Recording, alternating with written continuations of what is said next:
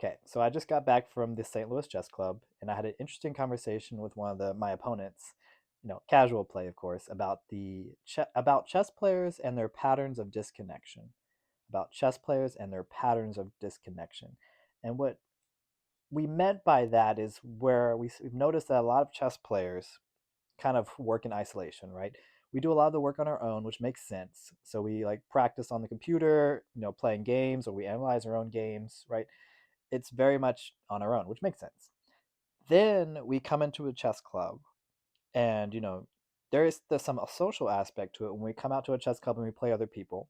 Although it is often done in silence, even in casual play, and even if there's some chit chat, a lot of it is surrounded by chess itself. So it's about the position, it's about what moves we want to play, or tactics and position, or maybe you're analyzing a game with someone else. Normal, fine. It's a good way to practice and improve. The disconnection piece comes when is where it ends, where it's just that pattern. Like you practice in isolation majority of the time, you come into a chess club and you only talk about chess.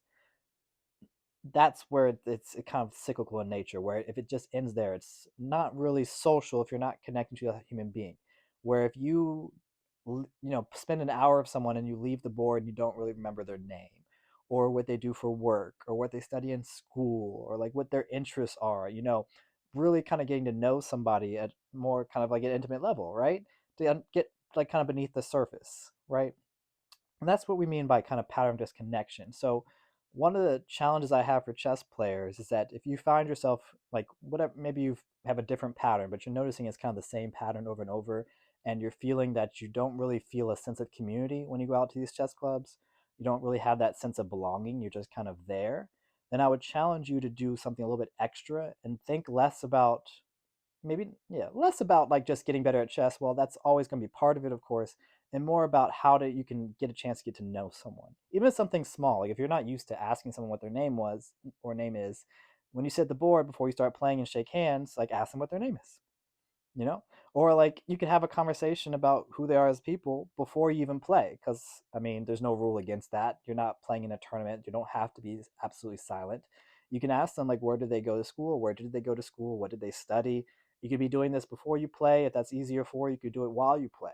And yes, it's what's going to happen is it's going to be kind of distracting for you, and you may make mistakes, you may blunder, but you're taking the outcome out of it as far as over the board is concerned. Like you're not, if you're, the point is to kind of be social and connect with other people, right? So you're breaking that pattern of disconnection, then that's just going to be part of it. Your outcome that you're after is like to be closer to other people, right? So that's kind of what, it was a very interesting discussion we were having about these patterns of disconnection. The one I just gave is kind of like a typical example, but it still varies from person to person if you kind of break it down to look at like what the pattern really looks like. And then to kind of break yourself out of that pattern is kind of see what you're missing and just see what kind of marginal improvements you can make to challenge yourself to be more connected to others. Again, coming back to like, if you're not feeling that sense of community, if you're not feeling that sense of belonging, if you feel like you're just kind of there and you're just trying to get better and improve a few rating points, then maybe it's time to think a little bit more critically. I think one thing you could look up is like what is critical reflexivity, and kind of think of a more like critical way to reflect on your way of being and seeing how you can do like some things differently so that you feel differently when you have these experiences, right?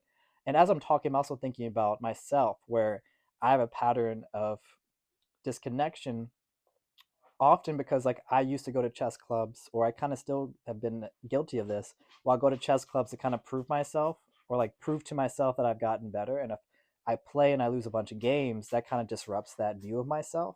And then I will be less likely to return as quickly, right? It's like almost I have to heal from those blunders, will blunder to my ego or blunder to my self-image before I return. But if the purpose is not to just show off and like flex my ego, and the point is more to connect with people and to network with people, to get close with people, to just be social and enjoy the experience, then those outcomes that I mentioned before don't matter as much.